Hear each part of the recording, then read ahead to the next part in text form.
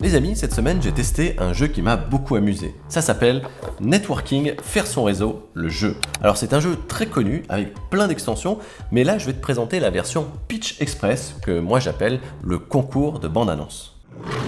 Alors nombre de joueurs, 300. Durée de la partie, 2 heures. Durée d'une manche, 15 minutes. Durée d'un tour de jeu, 1 minute 30. Matériel nécessaire, non fourni dans la boîte. Site internet, page LinkedIn, carte de visite. New card. What do you think? Alors les règles sont plutôt simples, c'est comme le jeu de Go, ça s'apprend en 3 minutes, mais les possibilités stratégiques sont infinies. Mise en place, réunissez 300 entrepreneurs, chefs d'entreprise ou commerciaux dans une grande salle.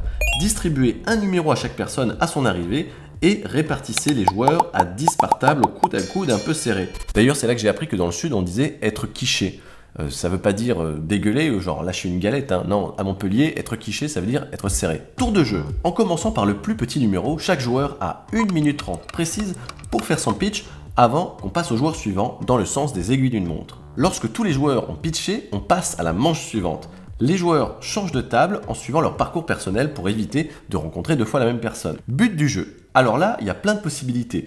Faire connaître votre activité, trouver des clients, trouver des partenaires, trouver des investisseurs, ou faire tapisserie en vous demandant à quelle heure commence l'apéro. Comptage des points. À la fin de la partie, les joueurs gagnent 1 point par carte de visite récoltée, 1 point par carte de visite donnée et 250 points par nouveau client trouvé. Ah oui, le but c'est pas juste les cartes de visite en fait. Je comprends pourquoi je me suis fait éclater au scoring.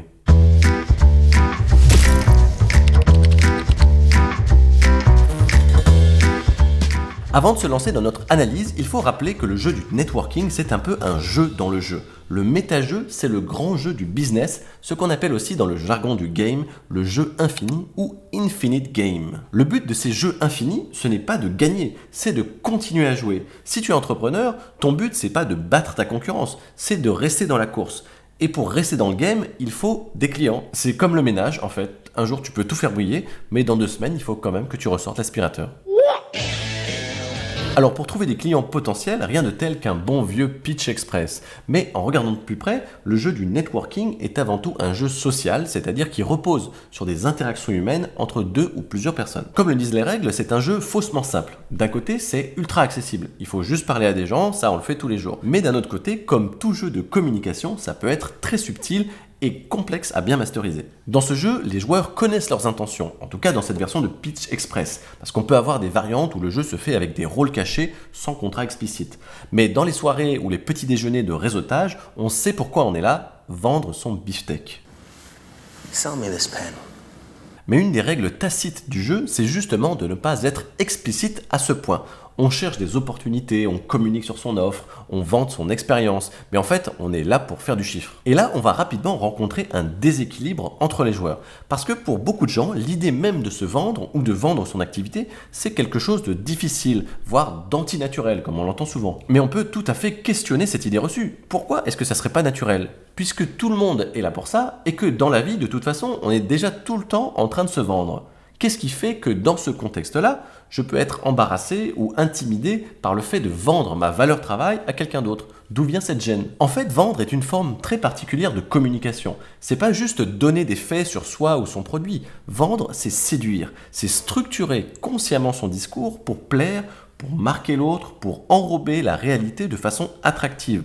C'est donc en fait jouer sur un décalage, même léger, entre le réel et les apparences. Et en fait, tout le monde n'est pas tout à fait à l'aise avec cette dissonance. Quand tu es en date, c'est pareil, tu es en train de te vendre. C'est qu'après que tu réalises que c'était une arnaque.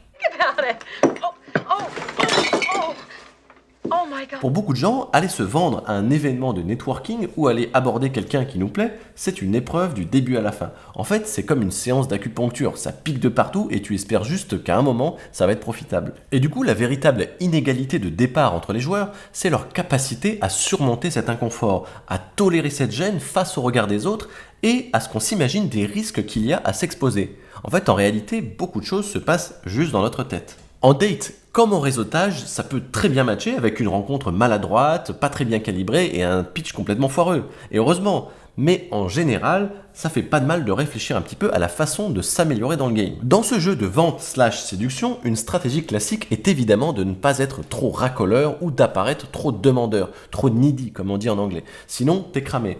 Et en même temps, il faut pas être trop discret non plus, parce que sinon tu vas devenir invisible et tu vas moins marquer les esprits. Mais il y a d'autres choses sur lesquelles tu peux travailler.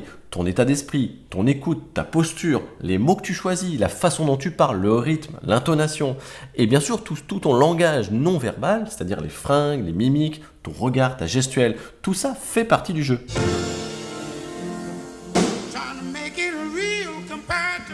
Maintenant, on va voir pourquoi ces détails sont très importants. En fait, en situation de séduction, que ce soit amoureuse ou professionnelle, l'autre n'a pas accès à ton CV complet en 5 minutes.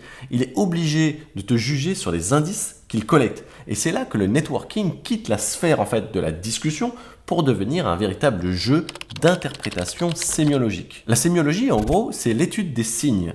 Et un signe, c'est quelque chose d'observable qui renvoie à une signification plus ou moins cachée. Par exemple, porter une cravate, utiliser un jargon technique ou mentionner le nom d'un gros client. En fait, ça, c'est pas juste des comportements, ce sont des signes que les autres joueurs interprètent, consciemment ou non d'ailleurs, pour essayer de deviner ce que tu es, ce que tu vaux et si tu es crédible en fait. Et là, on retrouve un concept très intéressant issu de la théorie des jeux au sein de ce qu'on appelle plus généralement la communication stratégique. Le jeu du networking, c'est un jeu de signalisation ou signaling game en anglais. Le principe est extrêmement simple. Tu prends deux joueurs, un émetteur et un récepteur. L'émetteur possède une information que l'autre n'a pas, comme par exemple la qualité réelle de son projet, sa compétence ou juste son sérieux. Et comme le récepteur ne peut pas lire dans les pensées de l'émetteur, il doit donc prendre une décision avec très peu d'éléments concrets. Pour convaincre, l'émetteur va envoyer des signaux. Mais attention, dans la théorie classique, un signal n'est efficace que s'il est coûteux. Par exemple, mentionner un diplôme prestigieux est un signal fort parce que ça t'a coûté de l'argent, de l'effort, du temps. Et pareil, si tu vas acheter une voiture, le vendeur te propose une garantie sur 10 ans, en fait c'est un signal très fort parce que ça coûterait une blinde au constructeur si la voiture était pourrie.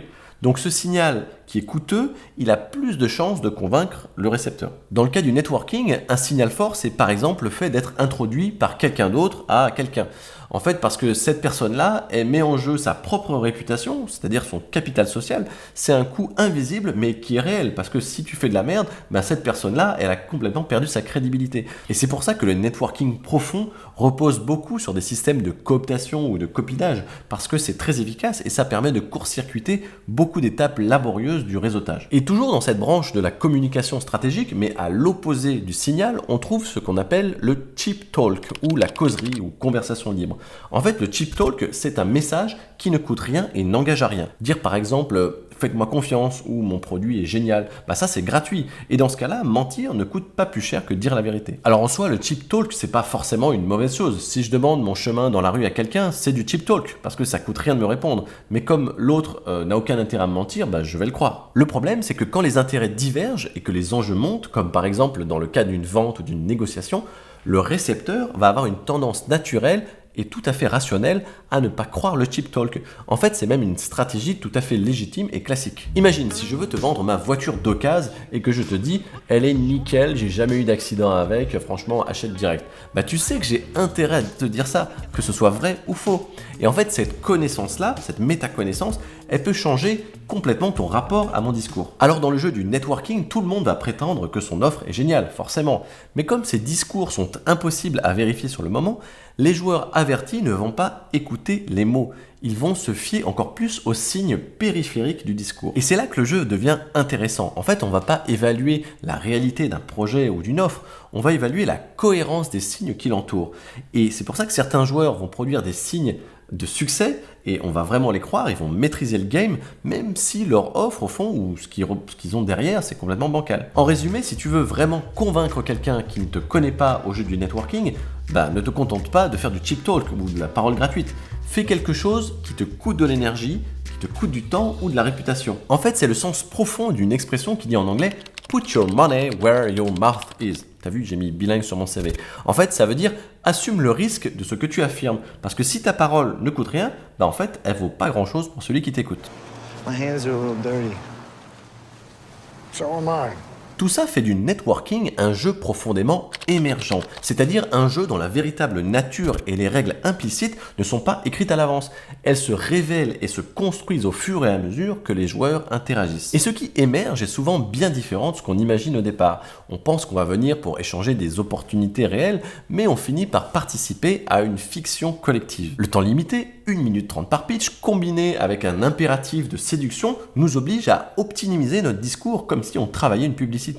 Et petit à petit, on vend plus seulement une compétence ou un projet, on vend une histoire, on fait du storytelling. Et là, on bascule dans ce que le philosophe Jean Baudrillard appelait déjà la prééminence du signe sur le réel. Reste accroché, je t'explique, c'est très simple. Selon Baudrillard, dans nos interactions modernes, les signes, c'est-à-dire les apparences, les symboles, le storytelling, finissent par prendre le dessus sur la substance, sur ce qui est réellement. En fait, ces signes finissent par ne plus représenter la réalité, ils deviennent la réalité dans l'esprit de celui qui les perçoit. Et ça, c'est pas juste une théorie philosophique, c'est aussi un mécanisme psychologique profond.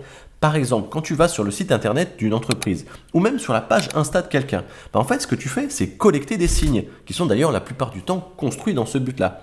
Et en gros, toi, tu vois que des fragments. Mais ton cerveau, lui, il va compléter le vide, il va tracer les liens.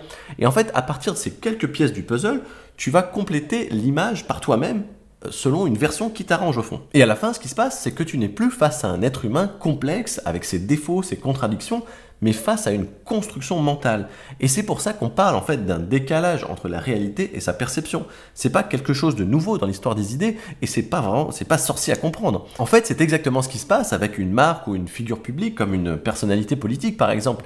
On contribue à construire leur image, et la publicité a très bien compris ça, et en fait, elle l'applique tous les jours. Show off your savvy. IKEA, the wonderful... Et dans le cas du jeu du networking, c'est carrément la fête du slip. Comme tout le monde sait que tout le monde décode des signes, chaque joueur se met à jouer un jeu de rôle. En fait, on se présente plus tel qu'on est, mais on va présenter des fragments de soi, une version de soi qui doit produire les effets désirés dans la tête de l'autre. Le résultat, c'est que le networking, c'est pas une rencontre entre deux réalités, c'est une confrontation entre des fictions.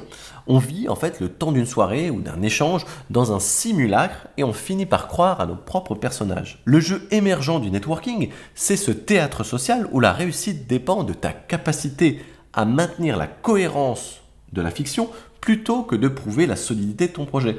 En fait, c'est ni bien ni mal, c'est juste un jeu. Par contre, c'est mieux si tu connais les règles. Merci d'avoir tenu jusque-là, n'hésite pas à t'abonner pour que le signal du nombre d'abonnés de ma chaîne rassure d'autres spectateurs à regarder ce type de contenu. Et si tu veux jouer avec moi au jeu du networking, ajoute-moi sur LinkedIn.